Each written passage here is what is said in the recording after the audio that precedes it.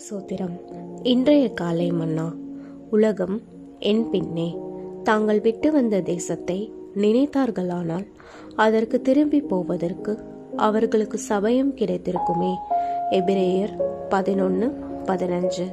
கர்த்தராகிய இயேசு தமது சீஷர்களை தங்களுக்குரிய அனைத்தையும் விட்டு தம்மை பின்பற்றும்படி அழைத்தார் என புதிய ஏற்பாட்டில் நாம் பார்க்கிறோம்.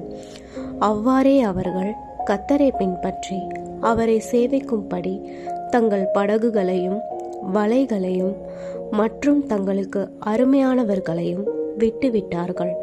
ஆனால் இதற்கும் வெகு காலத்திற்கு முன்னரே வேதாகமோ சபையோ தேவ ஊழியரோ பரிசுத்த ஆவியானவர் தங்களுக்குள் வாசமாயிருக்கும் அனுபவமோ இல்லாத ஒரு காலத்திலேயே ஆபிரகாம் மகிமையின் தேவனுடைய அழைப்பிற்கிணங்கி அவரை பின்பற்றும்படி தனக்கு லாபமாயிருந்தவைகளை விட்டுவிட்டான்.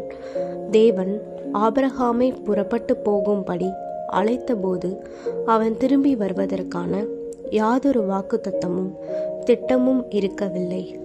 அவன் தனது தேசத்தை விட்டு செல்லும்போது தான் மீண்டும் அங்கு திரும்பி செல்லக்கூடாதவாறு படகையும் பாலத்தையும் சுட்டெரித்துவிட்டு சென்றான். தாங்கள் விட்டு வந்த தேசத்தை நினைத்தார்களானால் அதற்கு திரும்பி போவதற்கு அவர்களுக்கு சமயம் கிடைத்திருக்குமே. எபிரேயர் 11:15. புறப்பட்டு நான் உனக்கு காண்பிக்கும் தேசத்துக்கு போ. நான் உன்னை பெரிய ஜாதியாக்கி உன்னை ஆசிர்வதித்து உன் பெயரை பெருமைப்படுத்துவேன்.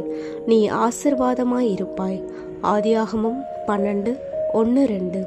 நீ புறப்பட்டு போ. அப்போது நான் உனக்கு காண்பிப்பேன். நான் உன்னை ஆக்குவேன். நான் உன்னை ஆசிர்வதிப்பேன். 4. நான் உன் பெயரை பெருமைப்படுத்துவேன். 5. நீ ஆசிர்வாதமாயிருப்பாய். உலகத்தோடு இணங்கி போய் அதனுடன் சமரசம் செய்து கொள்வதன் மூலம் தேவ பிள்ளைகள் பலரும் பலவிதமான நித்திய ஆசீர்வாதங்களை இழந்து போவது எவ்வளவு துக்ககரமானது. ஆபிரகாம் கீழ்ப்படிந்து புறப்பட்டு சென்றான். தன் ஜீவிய காலம் முழுவதும் அவன் வாழ்ந்து வந்த கூடார வாழ்க்கையானது கர்த்தர் எந்த சமயத்தில் சொன்னாலும் இடம் பெயர்ந்து செல்வதற்கு அவன் மனமுவந்து வந்திருந்தான் என்பதை வெளிப்படுத்துகிற்று.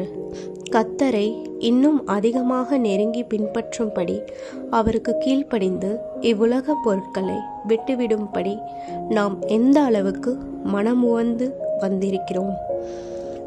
இயேசுவின் பின்னே போக துணிந்தேன். பின்னோக்கே நான், பின்னோக்கே நான். உலகம் என் பின்னே, சிலுவை என் முன்னே. பின்னோக்கே நான், பின்னோக்கே நான். ஆமேன்.